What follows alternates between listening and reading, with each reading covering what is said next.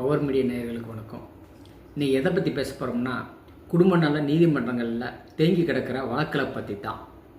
முன்னாடியெல்லாம் இப்போ பொம்பளை பிள்ளைகளை அவங்க மாமியார் கண்டித்து வளர்ப்பாங்க. அதே மாதிரி அம்மாக்களும் சொல்லி போகிற இடத்துல நான் திட்டு வாங்க வாடி ஒழுங்க வேலை செய்ய அப்படின்னு சொல்லி கண்டித்து நல்லது கெட்டதுன்னு சொல்லி வளர்ப்பாங்க.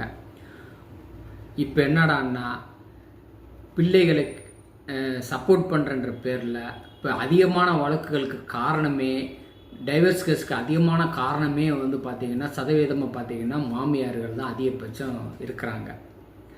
முன்னாடி கொடுத்த மாமியார்கள் அட்வைஸ் பசங்களுக்கு யூஸ் ஆச்சு. இப்போ பார்த்திங்கன்னா உல்டாவாக இருக்குது.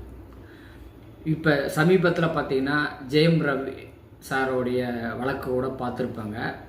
இப்போ நியூஸில் வைரல் ஆகிட்டுருக்கு.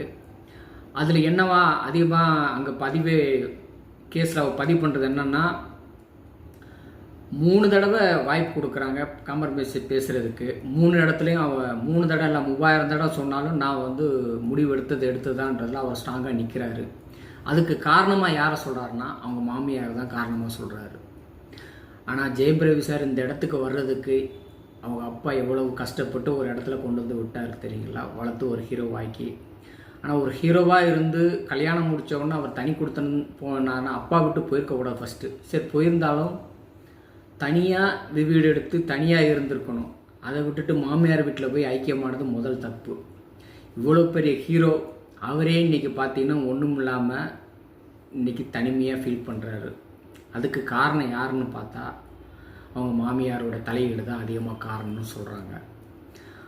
இப்போல்லாம் பார்த்தீங்கன்னா மாமியார்கள் அட்வைஸ் பண்ணக்கூடாதுன்னு சொல்லலை, வெளியிலேருந்து அட்வைஸ் பண்ணுங்கள். உங்களுக்கு கரெக்டான அட்வைஸ் பண்ண தெரியல, எதுக்கெடுத்தாலும் தன் பிள்ளைகள் குறைகள் இருக்கத்தான் செய்யும். அவங்கள குறைகளை நீங்கள் சரி பண்ணணும்.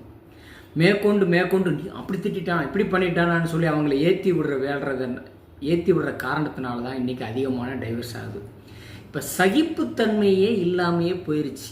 முன்னாடியெல்லாம் கோவப்பட்டால் சகிச்சு போமா, குடும்பம்னா அப்படி தான் இருக்கும், நல்லது கெட்டது இருக்கும் அப்படின்னு சொல்லி வளர்த்த பெற்றோர்னு சொல்லி போய் இன்றைக்கெல்லாம் அவன் சரி ஒழுங்காக இருந்தால் பார், இல்லைன்னா அவனை கட் பண்ணி விட்டுரு அப்படின்னு சொல்கிற அட்வைஸ் பண்ணுற அளவுக்கு மாமியார்கள் அதிகமாகி போச்சு.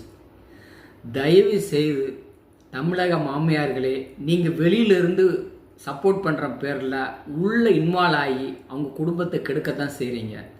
தயவு செய்து நீங்கள் அந்த வேலையை செய்ய நிறுத்தினாலே அந்த குடும்பம் நல்லாயிருக்கும். நீங்கள் அவங்களுக்குள்ளே சண்டை போடுறது சகஜம். அடுத்து 1 மணி நேரம் ஒருத்தர் யோசித்து அவங்களுக்குள்ளே கன்வின்ஸ் ஆகி சேர்ந்துருவாங்க. நீங்கள் அதை சப்போர்ட் பண்ணுறேன் தன் பிள்ளைக்கு நல்லது பண்ணுறேன்னு சொல்லிட்டு நீங்கள் அதிகமாக அட்வைஸ் என்ற பேரில் அவங்களுக்கு கெடுக்குறீங்க, அவங்களோட வாழ்க்கையை கெடுக்குறீங்க. ஒத்து போகிறது வாழ்க்கைங்கிறது கருத்து முரண்பாடுகள் வருதும், குடும்பம் லைஃப் லாங்குங்கிறது வயசு முதிச்சில் கூட கருத்து மோதல்கள் வரும், சண்டைகள் சச்சரவுகள் நடக்கும். அதெல்லாம் இயற்கைன்றதை புரிய வைங்க பிள்ளைகளுக்கு. ஃபஸ்ட்டு சகிப்புத்தன்மையே இல்லாமல் பிள்ளைகளை வளர்க்காதீங்க. அவங்களுக்கு கோபம் தெரியணும், சகிச்சு போகிறதுன்னு என்னென்ன தெரியணும், விட்டு கொடுத்துனா என்னென்ன தெரியணும், பொறுமைன்னு என்னென்ன தெரியணும், எதுக்கெடுத்தாலும் கோவப்படக்கூடாது, நல்லது கெட்டது சொல்லி வளங்க. நீங்கள் செல்லம் கொடுத்து வளர்த்தது உண்மை தான், உங்கள் பிள்ளைகள் மேலே அதிகமாக பாசம் வச்சுருக்கிறது உண்மை தான். ஆனால் அந்த பாசமே விஷமாக மாறக்கூடாது. இன்றைக்கி அதிகமான குடும்ப நல வழக்குகள் பார்த்திங்கன்னா நாளுக்கு நாள் பெருகிட்டே இருக்குது. இது நல்லதா அப்படின்னு ஒரு செகண்ட் யோசிங்க. இப்போல்லாம் இதுக்கு காரணம் பார்த்தோம்னா, முன்னாடி பார்த்திங்கன்னா வருமான ரீதியாக பெண்களுக்கு வேலைவாய்ப்பு இல்லாது கணவனை சார்ந்து மட்டும்தான் இருப்பாங்க. இப்போ பெண்களுக்கு வேலைக்கு போகிறதுனால கை நிறைய பணம் வர்றதுனால நீ என்ன சொல்கிறது, நான் என்ன கேட்குறது, முடிஞ்சா இரு இல்லைன்னா போ அப்படின்ற மனநிலை இருக்கிறாங்க. பெண்கள் என்றைக்குமே அந்த காலத்தில் போரில் கூட ராணியாக இருந்தாலும் போர் செஞ்சாலும் கணவனுக்கு கட்டுப்பட்டு தான் இருந்தாங்க. அந்த கணவனுக்கு உண்டான மரியாதை கொடுத்தாங்க. இப்போ காலங்கள் மாறிடுச்சு. கணவனுக்கு மரியாதை கொடுக்க வேண்டாம், கொஞ்சமாவது கொடுங்க. நான் ஏன் கொடுக்கணுன்ற முடிவு எடுக்காதீங்க தயவு செய்து. அது இல்லறத்துக்கு நல்லா இருக்காது. 2 பேருக்குமே இன்றைக்கி சரிசமமாக வந்துருச்சு. சில நிறைய இடங்களாக பார்த்தீங்கன்னா கணவன்மார்கள் இறங்கி தான் போகிறாங்க. இது நான் ஒன் சைடாக பேசுகிறேன்னு நினைக்காதீங்க, அப்படி கிடையாது.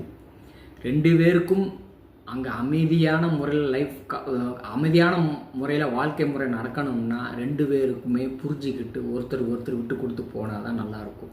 2 பக்கமும் குறைகள் இருக்கும், இல்லைன்னு சொல்லலை. இதில் அதிகமான குறைகளுக்கான காரணம் எங்கன்னு போய் பார்க்கும்போது பார்த்தீங்கன்னா, மாமியார்களால் தலையீடுகளால் தான் அதிகமான விவாகரத்து நடக்குன்றது புள்ளி விவரம் சொல்லுது. அதனால் தயவு செய்து சொல்கிறேன், நீங்கள் அட்வைஸ் என்ற பேரில் பசங்களை பிரித்து விட்டுறாதீங்க. தமிழக தாய்மார்களே, மாமியார்களே, கொஞ்சம் தயவு செய்து நீங்கள் புரிஞ்சுக்கோங்க. உங்கள் பிள்ளைகளுடைய எதிர்காலத்தை நம்பி நீங்கள் வெளியிலேருந்து ஆதரவு மட்டும் கொடுங்க, உள்ளே தலையிடாதீங்க. நன்றி, வணக்கம்.